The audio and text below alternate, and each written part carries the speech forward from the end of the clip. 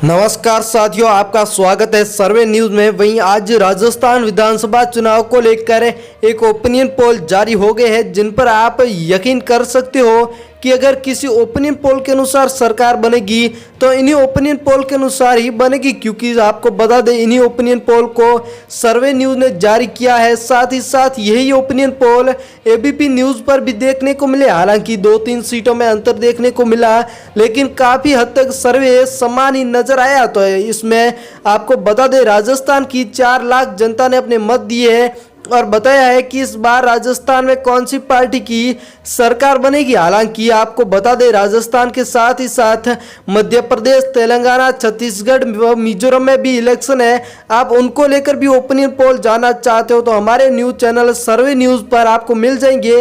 साथ ही साथ साथियों, अगर कर्नाटक के चुनाव को बातचीत करें तो कर्नाटक के चुनाव को लेकर भी आप हमारे न्यूज चैनल पर ओपिनियन पोल जाकर देख सकते हो। हम वही ओपिनियन पोल लेकर आते हैं जो कि सबसे सही व सबसे सटीक होता है और सबसे ज्यादा मान्य होता है। इस बार राजस्थान का क्या कई वर्षों का इतिहास टूटने वाला है? जी हाँ साथियों, राजस्थान के पिछले 30-35 वर्षों के इतिहास से देखा जाए तो लगातार एक पार्टी की सरकार कभी नहीं हुई बनती हुई नजर आ रही है। क्या इस बार बन पाएगी या नहीं, लेकर चलते हैं सर्वे आंकड़ों की तरफ। पहला जिला आपके सामने बीकानेर आ चुका है, जिसमें कुल 7 विधानसभा की सीट है, जिनमें से बीजेपी पार्टी के खाते में 2 सीटें तो कांग्रेस पार्टी के खाते में 5 सीटें, अदर पार्टियां 0 पर जल, और जिसमें कुल 5 विधानसभा की सीट है, जिनमें से बीजेपी के खाते में 2 सीटें तो कांग्रेस पार्टी के खाते में 3 सीटें, आरएलपी व अदर पार्टियां 0 की रुझान पर ही नजर आ रही है, बढ़ते चूरू की ओर, जिसमें कुल 6 विधानसभा की सीट है, जिनमें से यहां पर 3-3 सीटों पर बीजेपी व कांग्रेस दोनों पार्टियों के मध्य कड़ी टक्कर बताई जा रही है, तो आरएलपी व अदर पार्टियां 0 पर ही नजर आ रही। जोधपुर, जिसमें कुल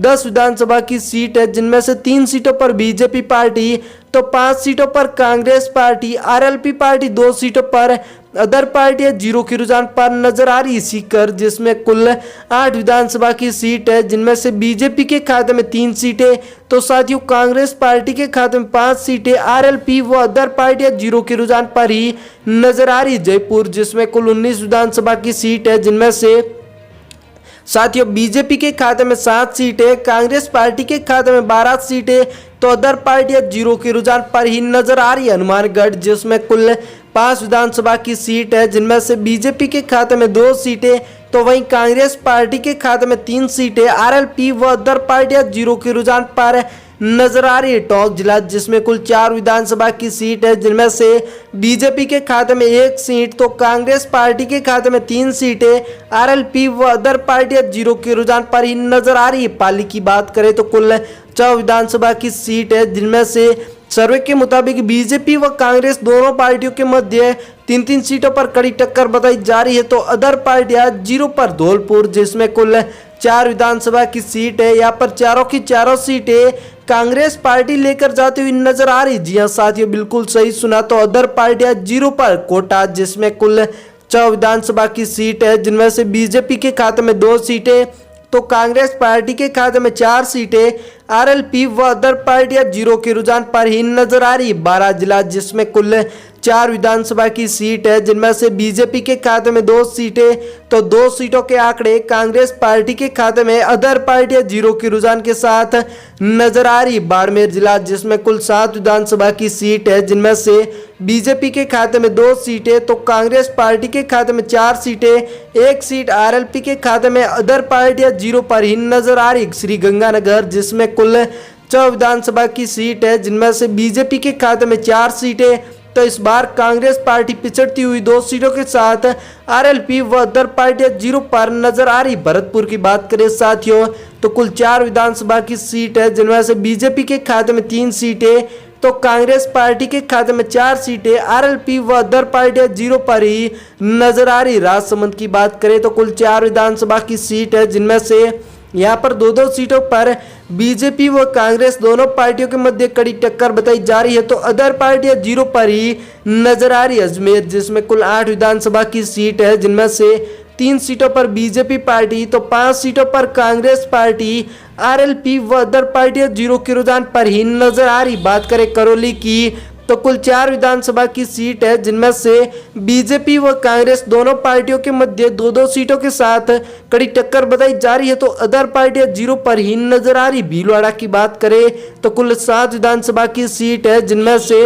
बीजेपी के खाते में 2 सीटें, तो कांग्रेस पार्टी के खाते में 5 सीटें, आरएलपी व अदर पार्टियां 0 पर ही नजर आ रही। झुंझुनू जिसमें कुल 7 विधानसभा की सीट है, जिनमें से बीजेपी के खाते में 3 सीटें, तो कांग्रेस पार्टी के खाते में 4 सीटें, आरएलपी व अदर पार्टियां 0 पर ही नजर आ रही है। बूंदी जिला जिसमें कुल 3 विधानसभा की सीट है साथियों, जिनमें से 1 सीट बीजेपी के खाते में, तो 2 सीटें कांग्रेस पार्टी के खाते में, आरएलपी व अदर पार्टियां 0 पर ही नजर आ रही। नागौर जिले की बात करें तो कुल 10 विधानसभा की सीट है, जिनमें से 3-3 सीटों पर बीजेपी व कांग्रेस के मध्य टक्कर बताई जा रही है।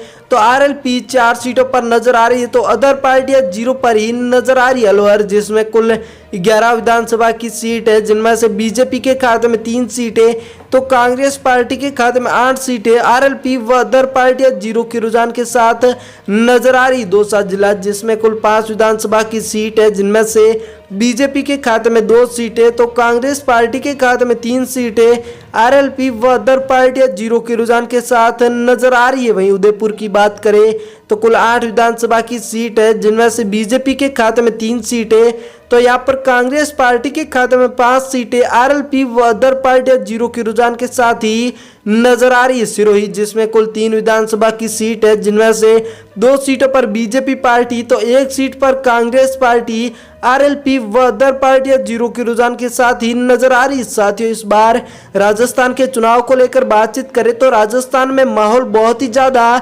गरमाया हुआ नजर आ रहा है। इस बार अभी तक न ही कांग्रेस पार्टी ने, न ही बीजेपी पार्टी ने, किसी भी पार्टी ने अपने चेहरे की अनाउंसमेंट नहीं की है कि अगर हमारी पार्टी की सरकार बनती है तो हम इस बंदे को उम्मीदवार के रूप में हम सीएम बनाएंगे। थैंक यू, धन्यवाद साथियों।